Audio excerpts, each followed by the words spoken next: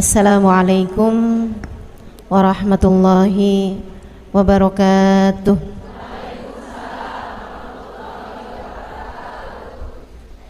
Alhamdulillah. Wassalatu wassalamu ala Rasulillah Muhammad ibn Abdillah wa ala alihi wa sahbihi wa man wala. Subhanaka la ilma lana illa ma 'allamtana innaka antal alimul hakim. Rabbi syrah li sadri wa yassir li amri wahlul 'uqdatan min lisani yafqahu qawli, amma ba'du.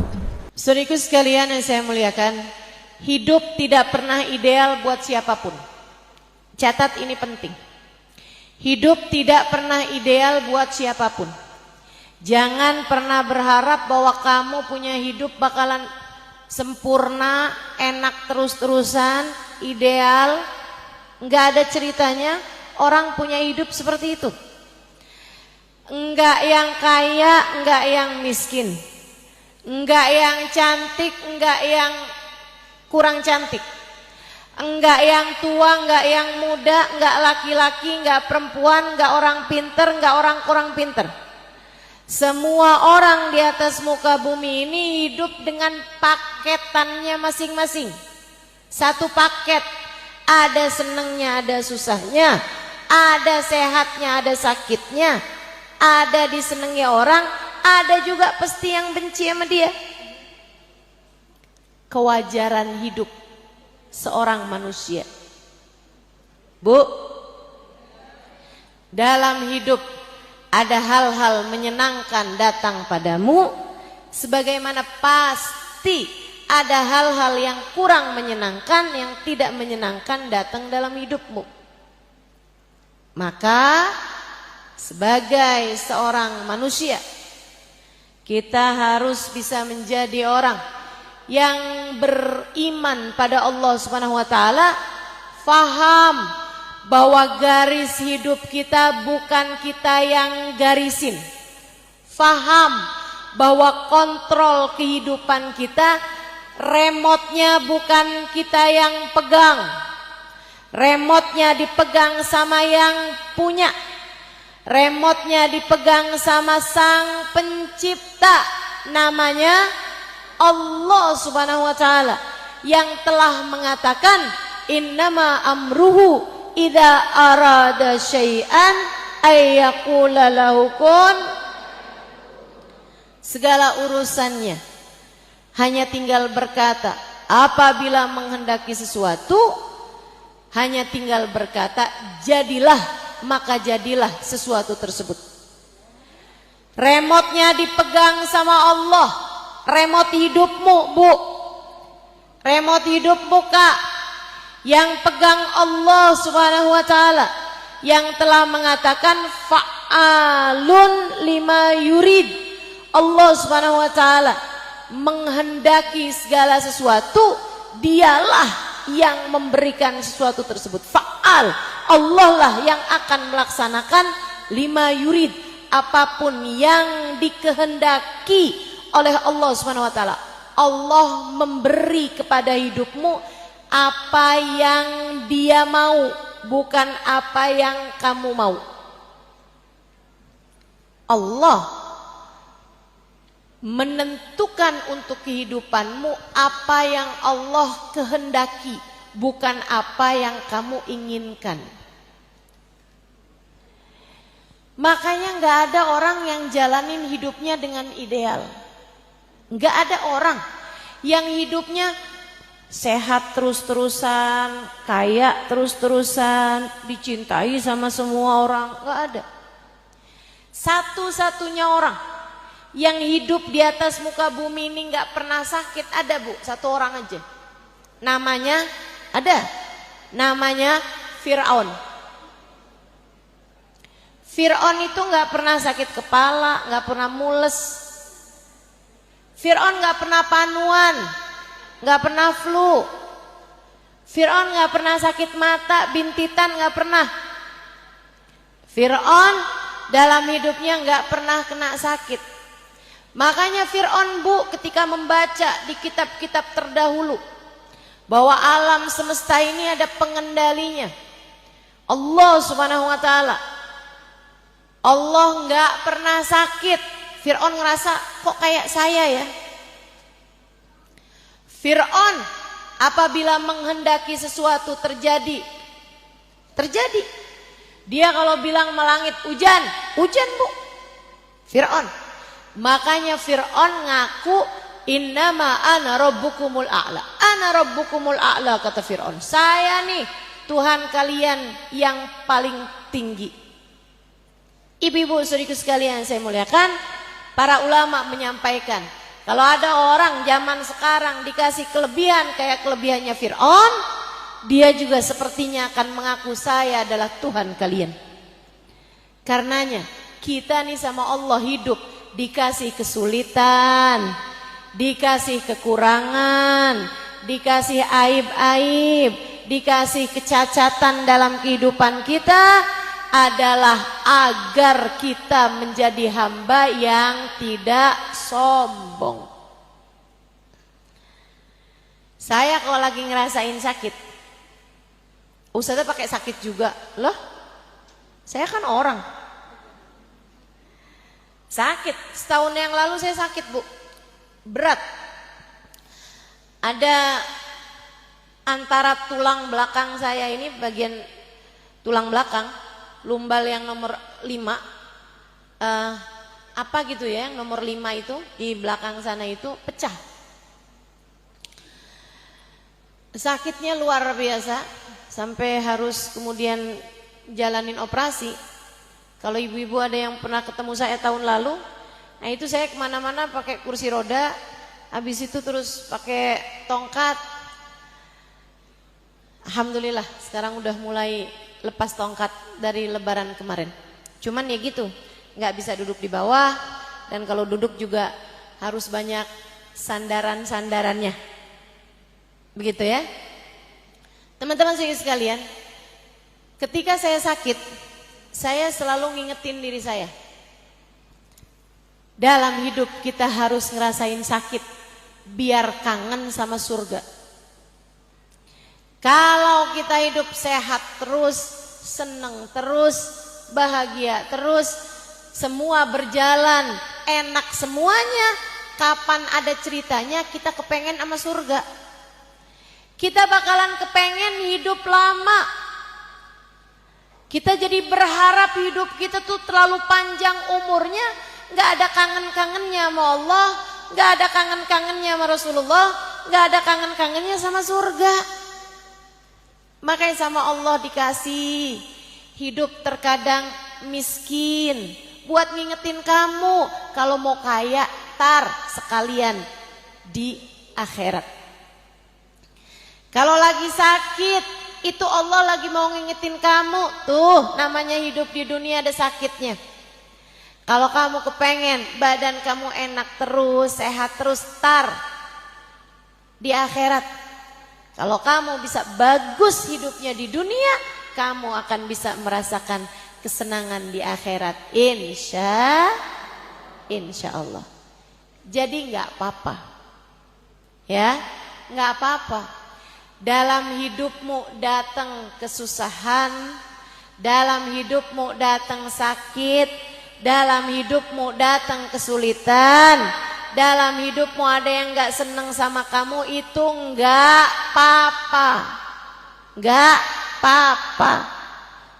Hal yang harus kamu lakukan adalah belajarlah buat bisa berdamai dengan takdirnya Allah, sepahit apapun takdir tersebut kamu rasakan. Insya Allah, kalau kamu bisa menjalani setiap takdir yang datang dalam kehidupanmu dengan cara yang terbaik, maka wal aqibatu lil muttaqin. Allah bercerita dalam Al-Quran, akhir yang baik, happy ending, akhir yang bagus akan Allah persembahkan buat hamba-hambanya yang selalu memilih jalan takwa. Buat hamba-hambanya yang baik-baik, buat hamba-hambanya yang soleh-solehah, Allah Subhanahu wa taala akan jadikan akhir kehidupannya menjadi indah. Jadi dalam kehidupanmu nggak apa-apa ada hal-hal yang nggak enak. Mungkin nih diantara yang hadir, saya yakin pasti ada yang saat ini sedang berada dalam titik rendah kehidupan. Ada yang lagi sakit. Ustazah, saya lagi diuji berat sekali Ustazah. Apa itu? Suami saya buka cabang. Oke. Ustazah, saya sedang diuji berat sekali Ustazah. Apa itu?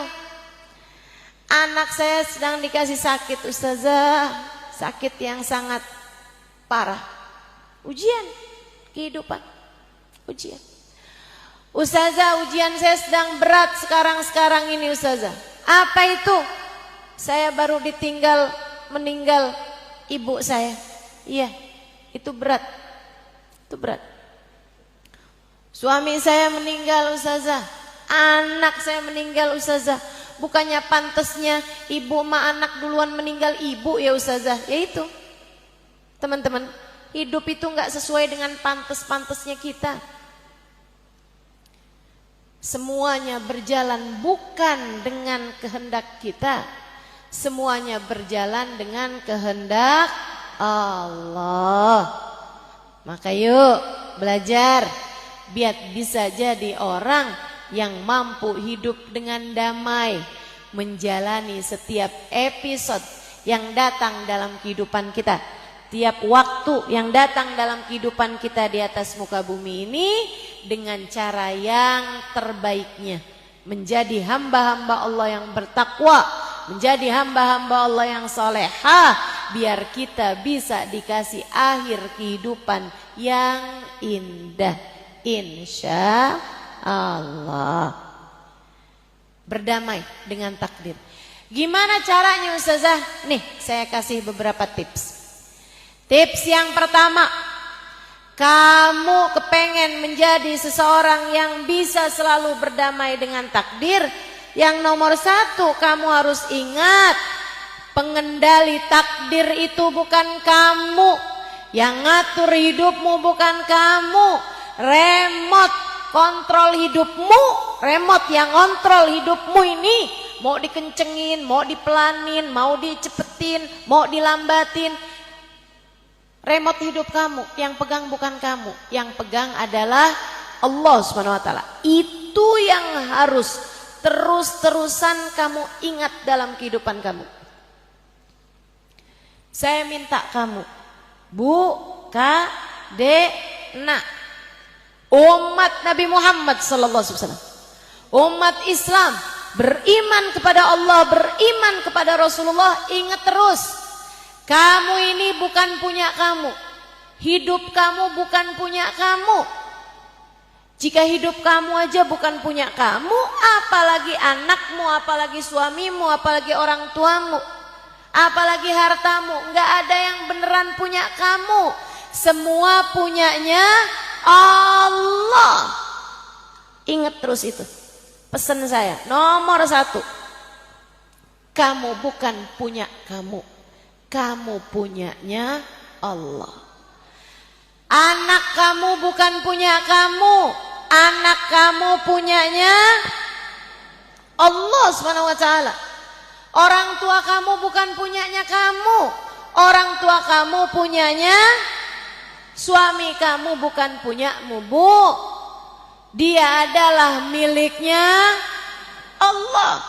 Rumah kamu, harta kamu, kendaraan kamu, HP kamu, nggak ada yang punya kamu. Semuanya punyanya Allah. Pakaian yang kamu pakai, baju yang kamu kenakan, perhiasan yang kamu kenakan, HP yang kamu pegang, tas yang kamu bawa, alas kaki yang kamu kenakan, semuanya bukan punya kamu, punyanya Allah Subhanahu wa taala. Pinjaman dari Allah Subhanahu wa taala. Jalla jalaluhu wa ta'ala 'azamatuh. Itu sebabnya Allah ketika menceritakan Orang-orang yang paling bisa berdamai dengan takdirnya adalah yang memahami hal ini, memahami makna inna lillahi wa inna ilaihi raji'un. Semua milik Allah, dan semua yang milik Allah hanya akan kembali kepada Allah. Ibu-ibu saudariku sekalian yang saya muliakan, a'udzubillahi minasyaitonirrajim. Kata Allah dalam Al-Qur'an, "Walanabluwannakum bisyai'in minal khauf wal ju' wa naqsin minal amwal wal anfus wath thamarat fabasyiris sabirin alladzina idza asabathum musibah qalu inna lillahi wa inna ilaihi raji'un ulaika alaihim salawatun mir rabbihim wa rahmah wa ulaika humul muhtadun." Pasti kami akan menguji, kata Allah. Kamu hidup di atas muka bumi, nih dunia tempatnya ujian. Dunia tempatnya ujian.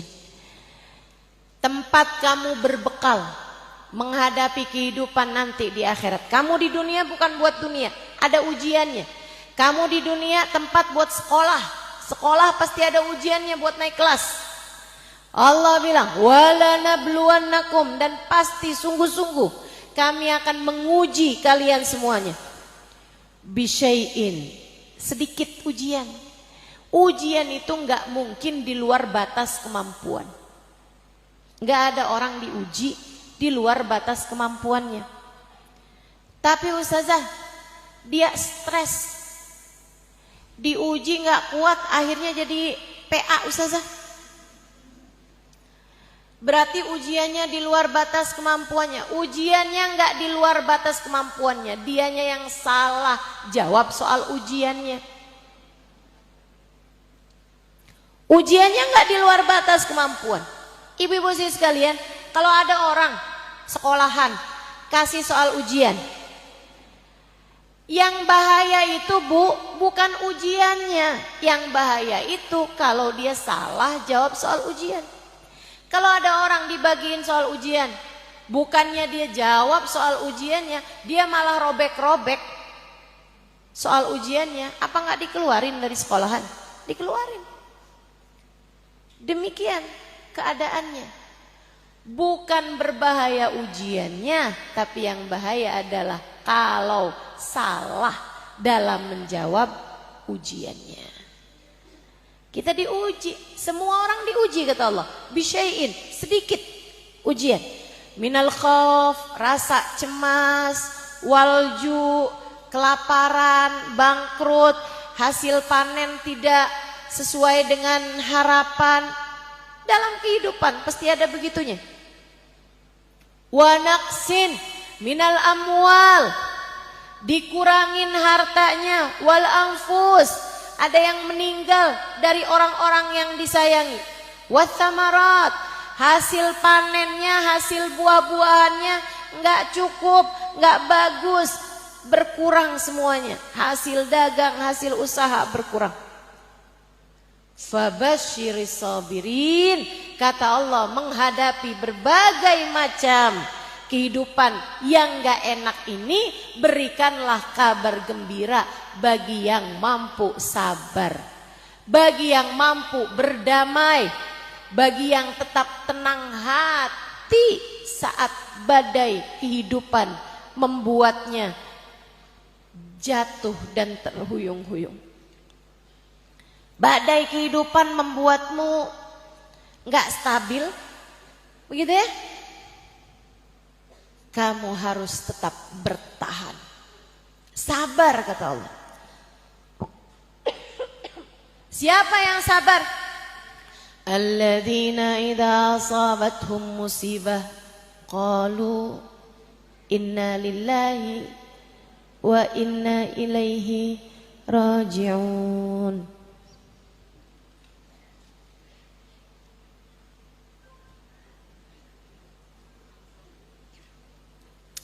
Yaitu orang-orang yang apabila diuji dia memahami sehingga dia mengatakan innalillah, semua punyanya Allah Nggak ada yang punyamu beneran. Semua hanyalah punyanya Allah. Semua hanya titipan. Kamu tidak benar-benar memiliki, kamu hanya dititipi. Dan kalau urusan dititipi, belajarlah jadi kayak tukang parkir. Ibu pernah lihat tukang parkir Indomaret? Yang biasanya kalau kita markirin datang nggak ada, pas kita pulang baru kelihatan gitu. Belajar dari tukang parkir. Bu, tukang parkir tuh datang nih kendaraan, satu, mobil, motor, sepeda, sampai lahan parkirnya penuh. Dia nggak bangga. Dia nggak pernah bilang, liatin tuh, ada mobil, ada motor, ada bebek, ada sepeda, lengkap tuh, liatin. Dia nggak bangga, walaupun parkirannya penuh. Abisnya itu keluar satu demi satu, sampai kosong sekalipun dia nggak pernah sedih. Ada motor keluar, ya udah. Ada mobil keluar, ya udah. Lahan parkirnya penuh, dia nggak kesenengan. Lahan parkirnya kosong, dia nggak sedih. Dia nggak depresi, dia nggak stres. Kenapa gitu? Karena dia merasa semua kendaraan yang terparkir di sana bukan miliknya. Dia tidak pernah memiliki, dia hanya dititipi. Saudara sekalian saya muliakan, ada orang-orang di atas muka bumi ini yang kayak gitu. Punya banyak nggak sombong. Ketika bangkrut, ketika lagi nggak punya, biasa-biasa aja. Ada suaminya pulang bawa duit banyak, alhamdulillah. Suaminya lagi nggak bawa uang, kemudian malah ngabisin sisa tabungan sampai jadi benar-benar tak bersisa, biasa aja juga. Ada yang begitu. Gak pernah sombong sama tetangga ketika dia bisa beli kendaraan baru. Gak sombong sama tetangga ketika dia bisa naikin bangunan, renovasi, bikin tingkat di rumahnya. Biasa aja. Saudara sekalian saya muliakan, kenapa? Karena dia tahu harta dunia bukanlah miliknya. Semuanya hanyalah titipan. Titipan, Bu, itu titipan. Titipan. Mau sombong gimana? Kamu orang cuman sekedar dititipi kok. Bahkan anakmu bukan milikmu. Apabila ia diambil kembali oleh pemiliknya, kamu hanya perlu berkata, inna lillahi wa inna ilaihi roji'un. Anakku milikmu ya Allah, dan hanya kepadamulah ia kembali. Ya Allah, kalau anak saya ada sama saya akan bikinkan makanan, saya akan layani anak saya sebisa saya berusaha buat nyenengin anak saya ya Allah.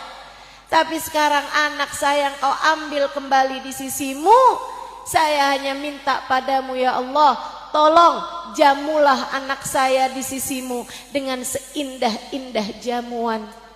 Tolong layani anak saya ya Allah dengan seindah-indah pelayanan.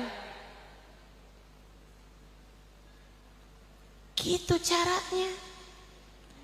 Saat suami kamu diambil di sisi Allah Subhanahu wa taala, Kamu hanya perlu bilang, Inna lillahi wa inna ilaihi roji'un.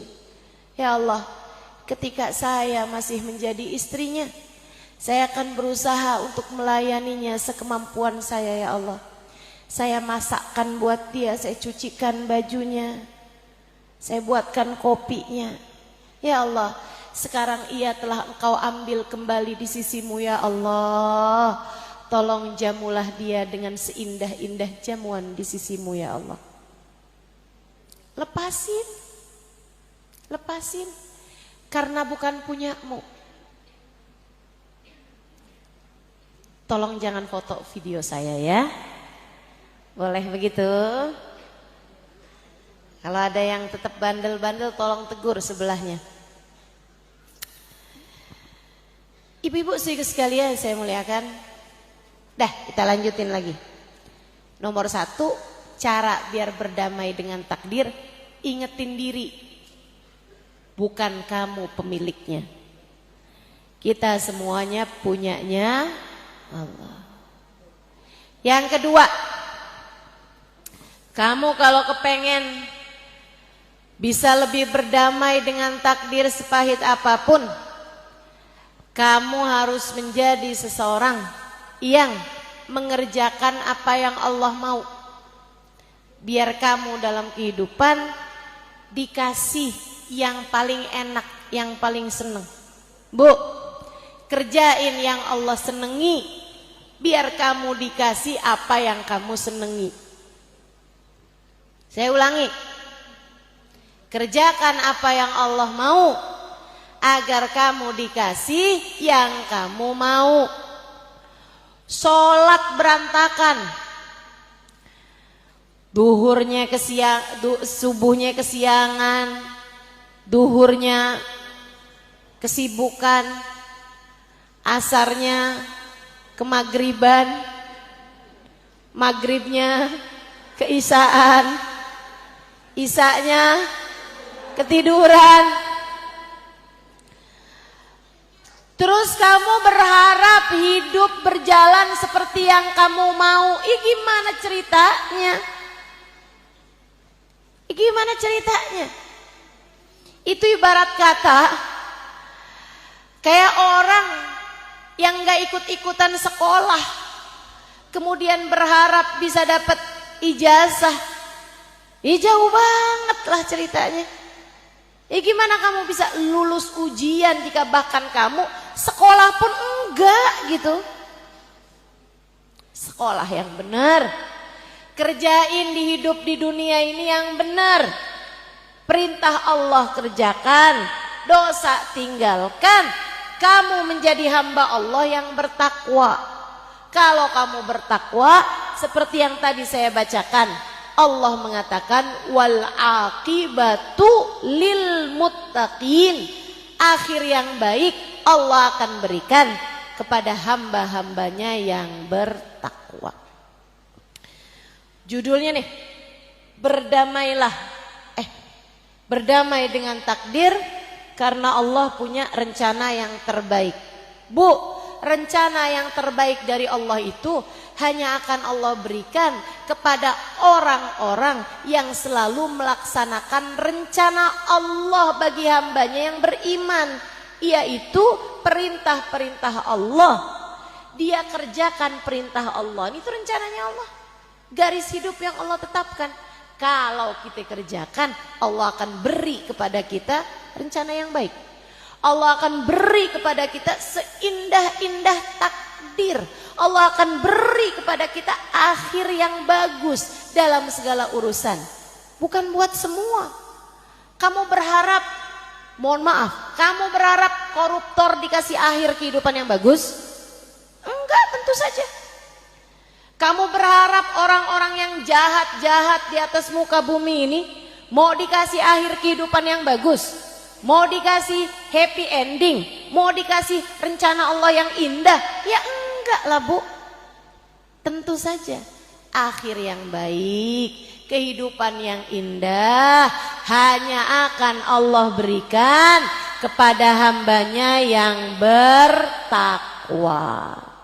Jadi kamu kalau kepengen berhasil melampaui semua ujian dengan cara yang terbaik. Hingga akhirnya Allah berikan kepadamu kehidupan yang indah. Hingga akhirnya akhir kehidupanmu dikaruniai kehidupan, akhir kehidupan yang indah. Kamu harus menjadi hamba Allah yang bertakwa. Tinggalkan dosa, kerjakan semua perintah Allah Ta'ala. Sholatmu jagain yang bagus. Duhur, asar, maghrib, isya, subuh, pentingin. Jangan hanya gara-gara kondangan, sholatnya juga ikut kondangan. Jangan hanya gara-gara jalan-jalan, sholatnya juga jadi ikutan jalan. Jangan hanya gara-gara sibuk urusan belanja, sholatnya kemudian jadi ketinggalan. Enggak gitu caranya jalanin hidup, Bu. Enggak gitu caranya jalanin hidup. Pentingin Allah, Allah akan mementingkanmu. Jelas? Jelas? Ibu-ibu yang di luar jelas? Pentingin Allah, maka Allah akan mementingkanmu. Utamakan Allah, maka Allah akan memuliakanmu. Bagaimana kamu berharap Allah akan mengutamakanmu, memuliakanmu, jika bahkan kamu tidak melaksanakan perintah Allah dalam hidupmu? Yang bagus hubungannya sama Allah. Bangunlah di waktu malam, mulailah mengerjakan tahajud. Bu, uban udah mulai banyak di rambutmu. Kalau kamu belum mulai tahajud juga, mau nunggu kapan? Kalau kamu belum memperbaiki hubungan antaramu dengan Allah Subhanahu wa Ta'ala, apa yang kamu tunggu? Tardah, saya mau mulai tahajud. Hari pertama saya masuk dalam kuburan. Begitu? Nggak bisa. Begitu datang ajal menjemputmu, semuanya menjadi terlambat. Nggak bisa kamu benahi hubunganmu dengan Allah kalau sudah keduluan ajal datang menjemputmu. Nah, masalahnya ajal yang datang menjemput nih kamu nggak tahu kapan datangnya. Bisa besok, bisa seminggu lagi, bisa sebulan lagi. Betul, Bu? Pernah ketemu nggak orang? Kamu masih ketemu sama dia kemarin, besoknya kamu dengar dia meninggal? Pernah? Pernah? Bisa jadi itu akan menjadi kehidupan kamu juga. Bisa jadi saat kamu meninggal dunia, tetanggamu bilang, ya ampun baru ketemu kemarin di tukang sayur, sekarang udah meninggal aja. Bisa jadi. Kita nggak tahu kapan ajal datang menjemput kita. Maka karena kita nggak tahu kapan waktunya, mendingan siap-siap aja. Benerin hidup kamu, bagusin hidup kamu, sholatmu bagusin, ibadahmu bagusin, hubungan sama orang-orang bagusin, berbuat baik sama siapapun. Nah, insya Allah Allah akan selalu memberikan kepadamu kehidupan yang indah, rencana yang indah. Insya Allah kita akan dikasih hal-hal terbaik dalam kehidupan jika kita melakukan yang terbaik dari perintahnya Allah Subhanahu wa Ta'ala.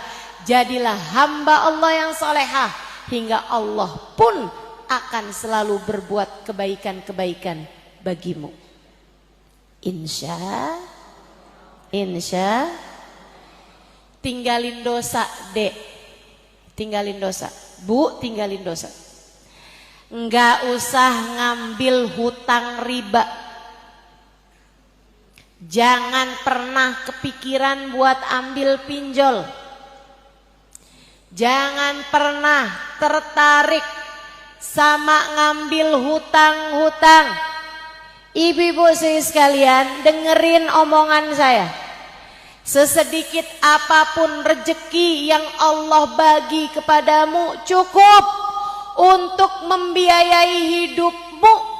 Namun sebanyak apapun rezeki yang Allah kasih, gak bakalan cukup untuk membiayai gaya hidupmu. Maka kalau pengen hidup tenang, hidup damai, jangan banyak gaya. Jelas? Jelas? Nggak apa-apa kok kalau kamu nggak punya baju yang dipunyai tetangga kamu. Nggak apa-apa kalau kamu nggak punya tas yang dipunya sama ipar kamu. Nggak apa-apa kalau hari lebaran nggak ganti gorden, nggak apa-apa. Nggak apa-apa. Kalau emang duitnya nggak ada, nggak apa-apa Bu. Jangan maksain diri. Mau ngawinin, nggak apa-apa kok, nggak harus sampai bikin acara besar-besaran tapi ngutang. Ada yang begitu? Mana orangnya coba? Jangan. Nggak apa-apa kalau nggak beli baju seragaman. Nggak apa-apa. Daripada tahun yang kemarin belum lunas, udah ngambil aja seragaman yang sekarang. Ada yang begitu? Nggak ada ya. Tinggalin dosa. Hutang riba itu dosa ibu-ibu. Hutang yang pakai ada bunganya itu riba jatuhnya. Dan itu hukumnya adalah dosa. Haram ibu-ibu sekalian. Jangan. Udah nggak apa-apa. Yang terima sama keputusan Allah, biar Allah pun memberi kepada kita apa yang kita inginkan, apa yang kita harapkan, apa yang kita idam-idamkan. Semuanya bakal Allah kasih kalau kitanya meninggalkan dosa demi dosa. Jadi satu tadi apa? Percaya bahwa Allah Subhanahu wa taala lah yang menentukan segala sesuatu. Kita punyanya Allah. Itu tuh kalau kamu kepengen jadi seseorang yang bisa berdamai dengan takdir, itu harus kamu ingatkan terus. Kita punyanya Allah. Yang keduanya, kerjakan takwa, yaitu dengan meninggalkan dosa dan melaksanakan perintah Allah Ta'ala. Yang ketiganya, belajar buat nerima takdirnya Allah Subhanahu wa taala dengan lapang dada.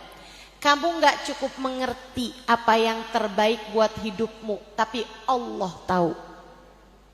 Bu, Allah tahu penyakit kamu apa? Penyakit hati kamu nih, Allah tahu.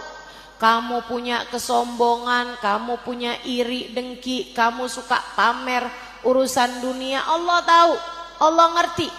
Cinta kamu terhadap harta dunia terlalu banyak, Allah ngerti.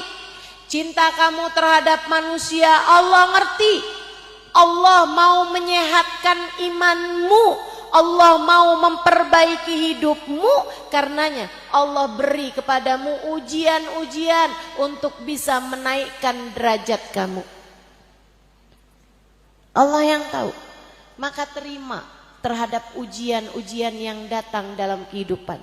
Hatimu yang qanaah, hatimu yang ridho. Man radiya falahur ridho, wa man sakhita falahus sukhut. Siapa yang selalu ridho dengan keputusan Allah, Allah pun bakal ridho sama dia.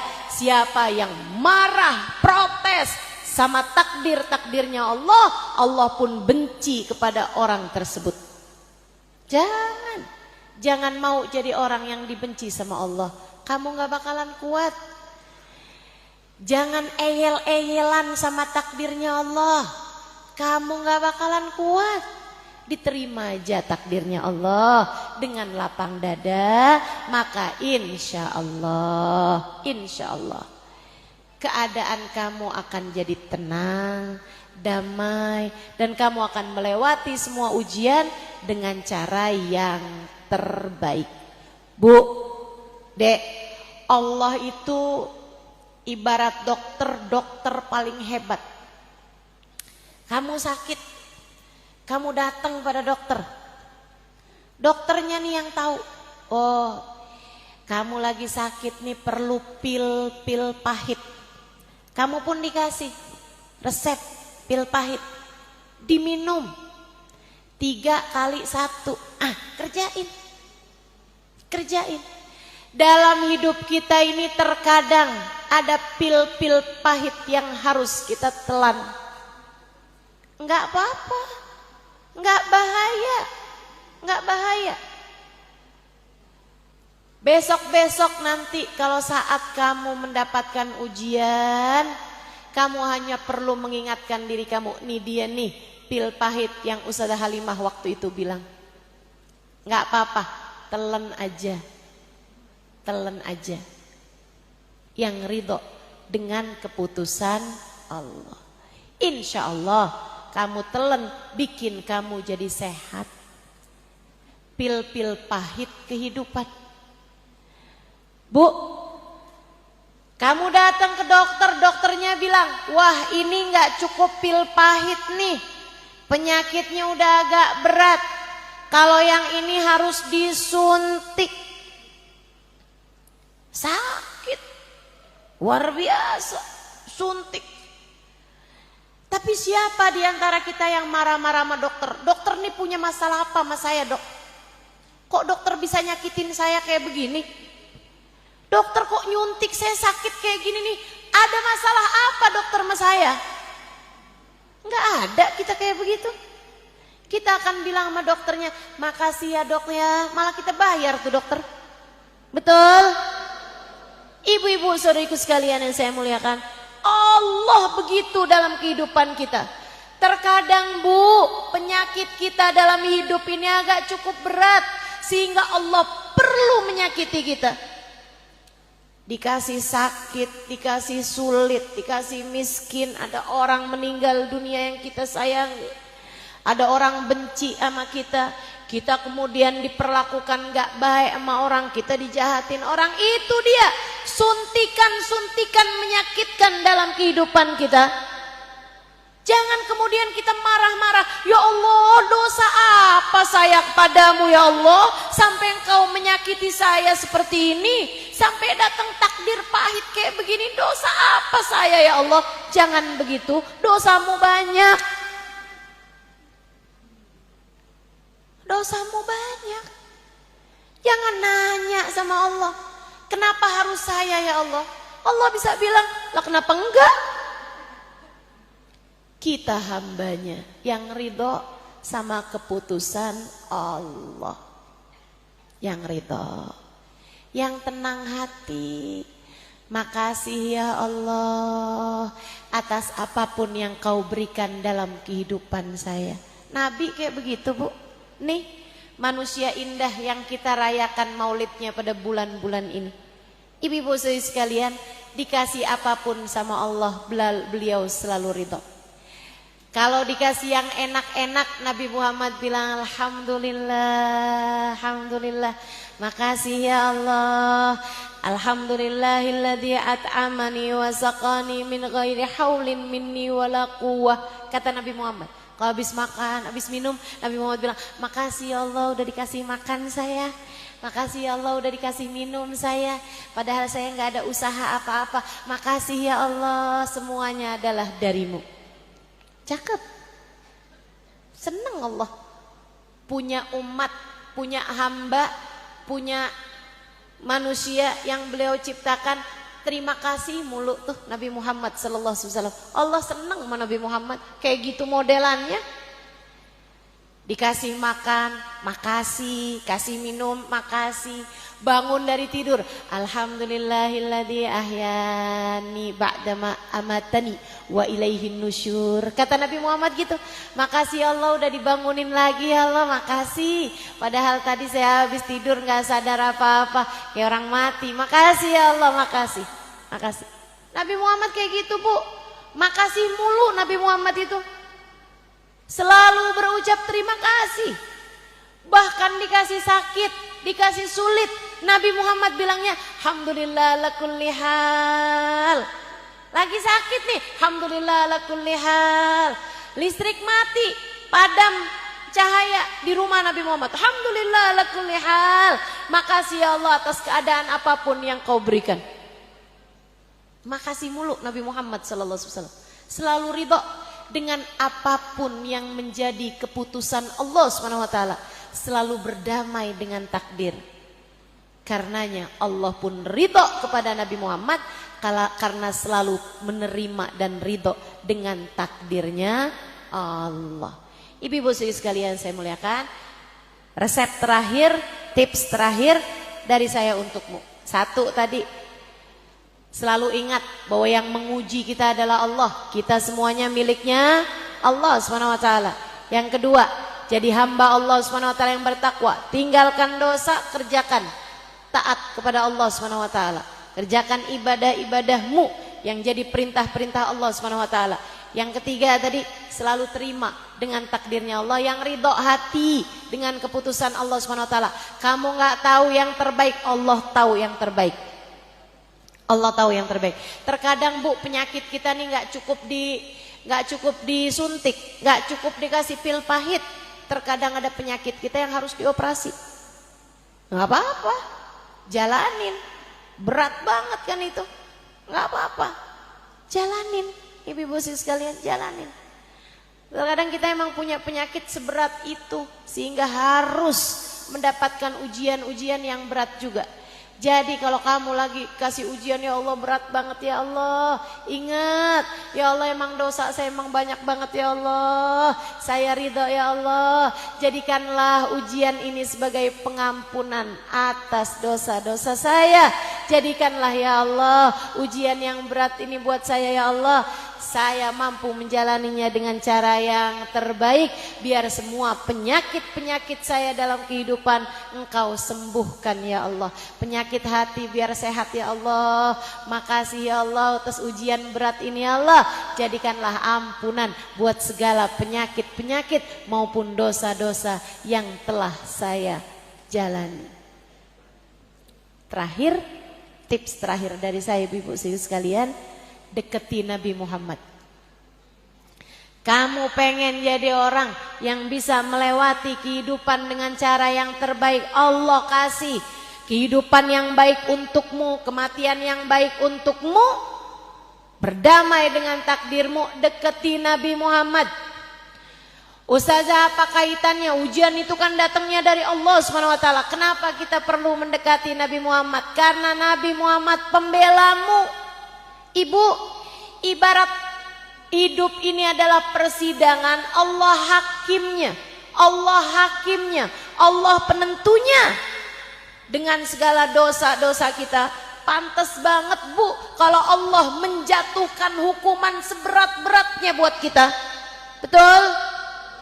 Dosa kita banyak, ditambah sholat berantakan, ibadah pikiran yang gelambiar, sedekah nggak ikhlas. Ya Allah, ya Allah, kehidupan macam ini yang telah kita jalanin. Sama suami kita disuruh jadi istri yang solehah, tapi banyak ngomelnya, banyak marahnya, banyak nuntutnya, benar? Iya. Sama anak kita disuruh sayang, tapi ibu-ibu nih banyak banget ngomelnya. Betul Bu? Betul? Saya emang nggak pernah Bu ngomel sama anak, karena saya nggak ada anak.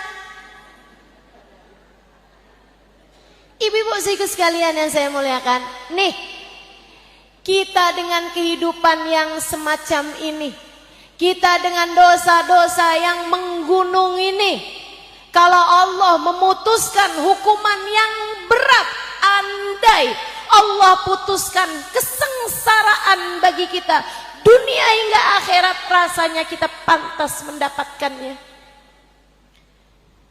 Tapi kita punya pembela, kita punya pengacara, namanya baginda Nabi besar Muhammad. Pembela kita, pembela kita.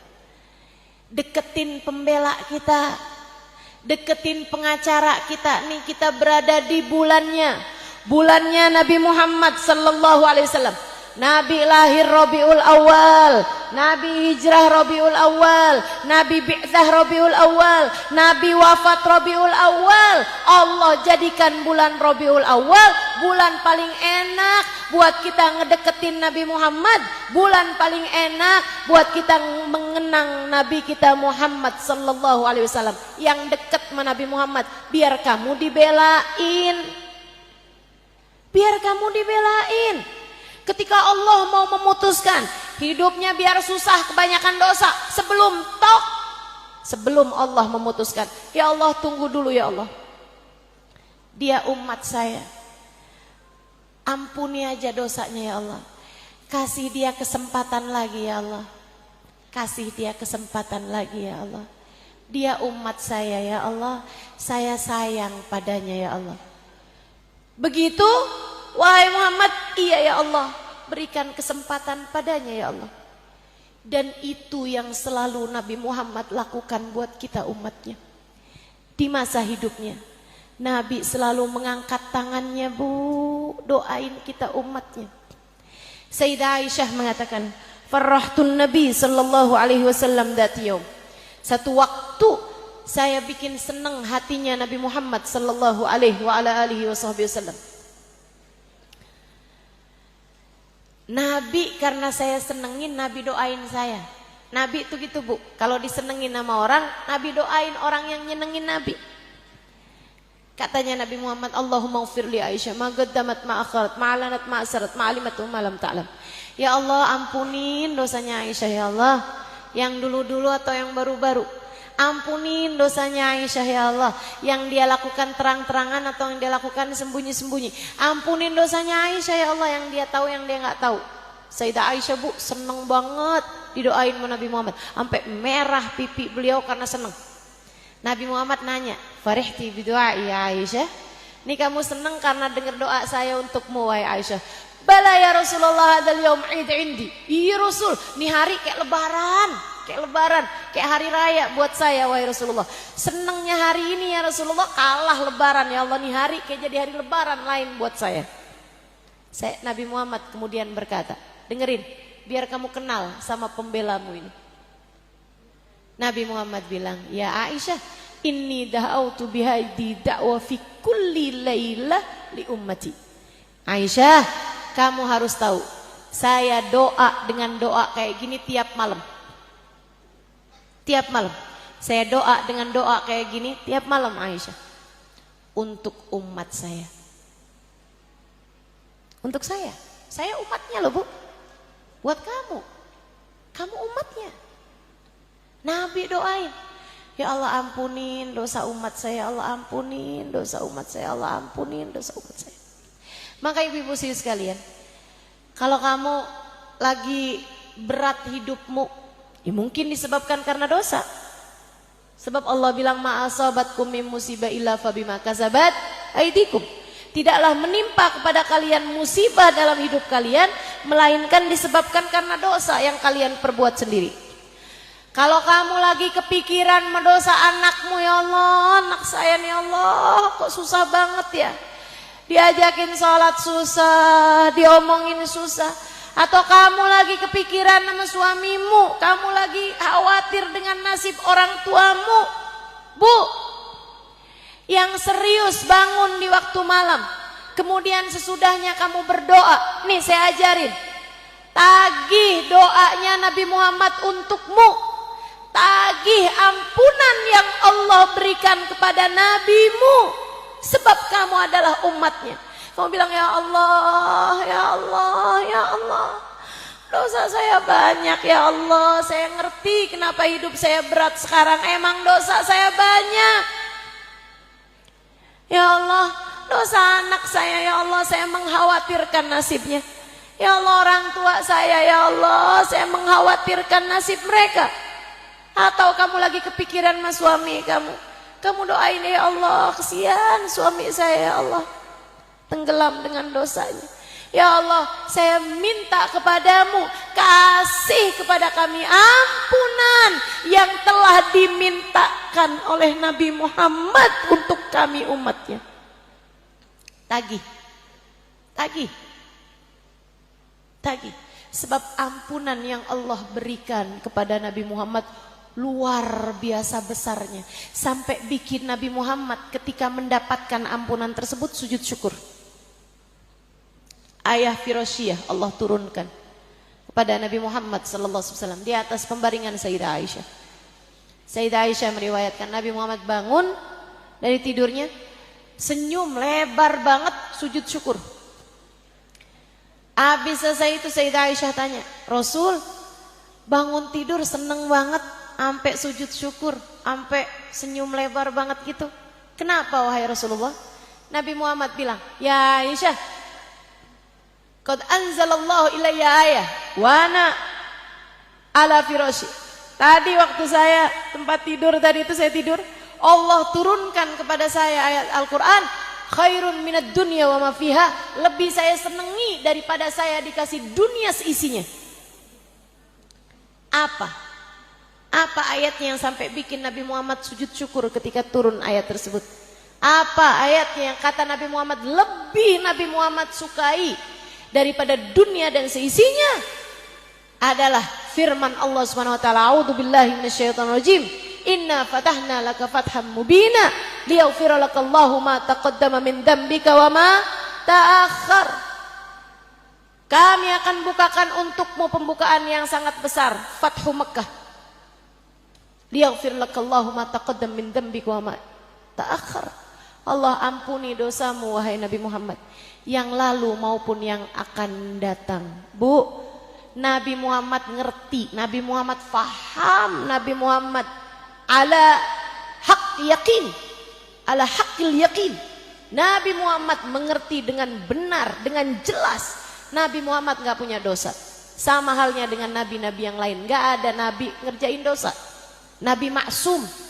Kalau ibu-ibu belajar tauhid, Nabi Muhammad maksum, gak punya dosa Nabi Muhammad itu. Tapi Nabi seseneng itu dapat ampunan. Nabi tahu kenapa? Karena ampunan yang turun kepada seorang Nabi bisa dibagi-bagikan kepada umatnya berupa syafaat. Ini yang kita harap, ini yang kita minta, ini yang kita tagihkan kepada Allah Subhanahu wa taala. Ya Allah, kasih kepada kami ampunan yang Kau berikan kepada Nabi Muhammad. Ini yang selalu kita minta. Rabbi faghfirli dzunubi bibarakatil hadi Muhammad. Ya Allah, ya Allah, ampuni dosa-dosa saya dengan berkatnya Nabi Muhammad. Ampunan yang Kau turunkan kepada Nabi Muhammad bagikan kepada kami ya Allah. Yang dekat sama Nabi Muhammad, Bu, yang dekat sama Nabi Muhammad, biar hidupmu damai, biar hidupmu tenang, biar kamu mendapatkan ampunan Allah, biar keluargamu mendapatkan ampunan Allah, sehingga kamu menjalani kehidupan dengan cara yang terbaik. Biar nanti di saat ajal datang menjemputmu, kamu dikaruniai kematian yang baik, kematian dalam husnul khotimah. Dan biar nanti di hari sesudah kematianmu, di padang mahsyar nanti, sesudah datang hari kiamat, kamu bisa dikumpulkan di belakang Nabi Muhammad sallallahu alaihi wasallam, berada dalam rombongan Nabi Muhammad sallallahu alaihi wasallam. Kamu harus dekat sama Nabi Muhammad. Kamu harus banyak baca sholawat kepada Nabi Muhammad. Kamu harus lebih rajin mendengarkan kisah tentang Nabi Muhammad. Kamu harus lebih mendekat kepada Nabi Muhammad, biar kamu bisa banyak dapat syafaatnya Nabi Muhammad sallallahu alaihi wasallam. Mudah-mudahan apa yang saya sampaikan tadi ini bisa bermanfaat bagimu, bisa menjadi penyebab kamu menjalani kehidupan dengan cara yang terbaik. Ala hadhihi niyah wa bikulli niyatin salihah jami'ah syamilah ila hadratin Nabi Muhammad sallallahu alaihi wasallam. Al-Fatihah.